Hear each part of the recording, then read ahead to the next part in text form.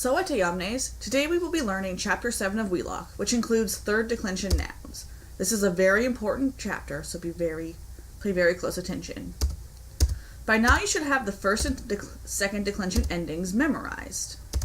What makes the third declension so much different than these other two declensions is the fact that nouns of all three genders can be found in the third declension. This is where your dictionary entry will be super important. It will tell you not only the stem, which you will see is a little different with these nouns, but the gender of the noun as well. On your screen now, you can see the third declension endings. Because this declension includes the endings of all genders, there are two sets of endings, one for masculine and feminine nouns, and one for neuter nouns.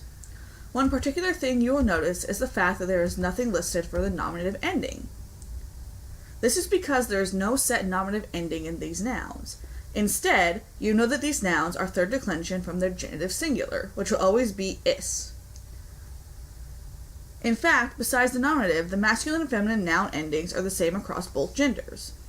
There's is in the genitive singular, long I in the dative singular, m in the accusative singular, and e in the ablative singular.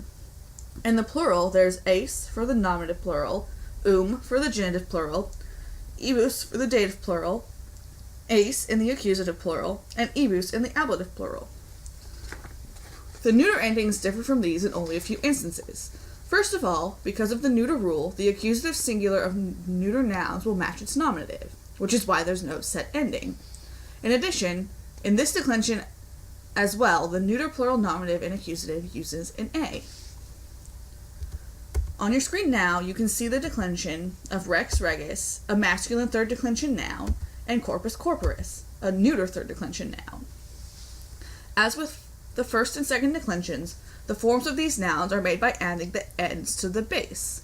As you recall, the base for a noun is a genitive singular minus the ending.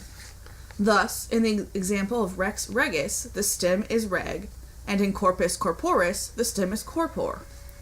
Using this methodology, the declension of rex is as follows: rex in the nominative singular, regis in the genitive singular, regi in the dative singular, regem in the accusative singular, and rege in the ablative singular.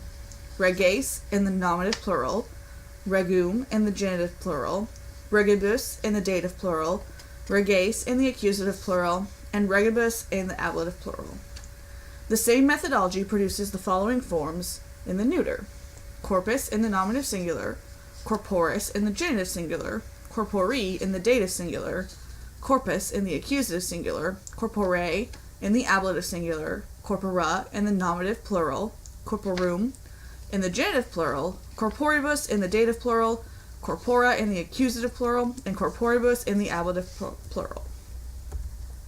Since the third declension contains nouns of all three genders, memorizing gender as a part of the vocabulary entry remains imperative. Nouns denoting human beings, however, are typically masculine or feminine according to sense. Hence, rex, which means king, is masculine, whereas uxor, which means wife, is feminine. There are also a couple of other rules that have few or no exceptions. The nominative singular ending or and genitive singular ending oris indicates a large group of agent nouns for persons performing actions such as actor, actoris, which is one who acts, and victor, victoris, which is one who wins. These will always be masculine. There is a large group of abstract nouns for abstract concepts such as freedom, old age, etc., that are feminine in the third declension. There are four common endings for these nouns in the third declension. The first is tas, tatis, as in libertas, libertatis. The second is tus, tutis, as in virtus, virtutis.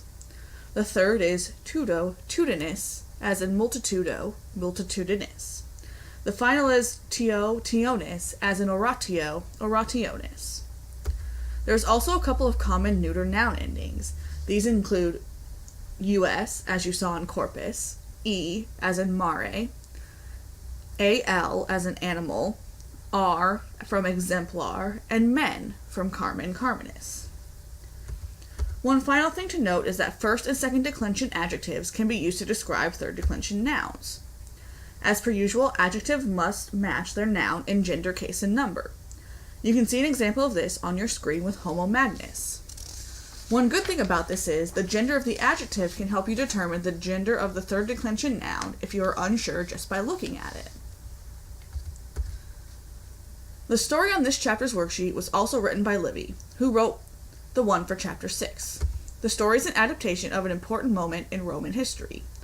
At its founding in 753 BC, Rome was a monarchy. There were 7 kings in Rome from 753 BC to 509 BC. These kings were in order Romulus, Numa Pompilius, Tullus Hostilius, Ancus Marcius, Lucius Tarquinius Priscus, Sirius Tullius, and Tarquinius Superbus. The son of the last king, Sextus Tarquinius, held a dinner party one night, and the topic of conversation turned around to whose wife was the best. One man, Collatinus, said that his wife was the best, and he could show them why. So they all got on their horses and went to his house, where they found his wife, Lucretia, sitting amongst the servants doing housework, the image of the perfect Roman wife. Sextus Tarquinius was so awed by this woman that he had an immense desire to sleep with her. He came back under a pretense a few days later and raped her. He then threatened her life in her honor to make her keep quiet, so he could get away with this horrible act, since he was, of course, the son of the king. Instead of keeping quiet, Lucretia sent word to her husband and father, who both rushed back to Rome with friends. Her husband was accompanied by a man named Lucius Junius Brutus, a distant relation to the Brutus who killed Caesar. When they reached her, she told her story and then killed herself as an example to Roman women as to what they should do if their virtue was broken. Brutus was so moved by this act that he picked up the knife Lucretia used to kill herself and used this to make an oath that he would bring down the corrupt Roman monarchy. This resulted in the establishment of the Roman Republic in 509 BC, with Brutus and Collatinus acting as the first consuls, which were annually elected chief magistrates who jointly ruled the Republic, the office that replaced king in Rome. That's all for this chapter. Don't forget to do your forum post by Friday at 11:59 p.m., the quiz by Saturday at 11:59 p.m., and the worksheets by Sunday at 11:59 p.m. If you have any questions or concerns, email me. Valete omnes.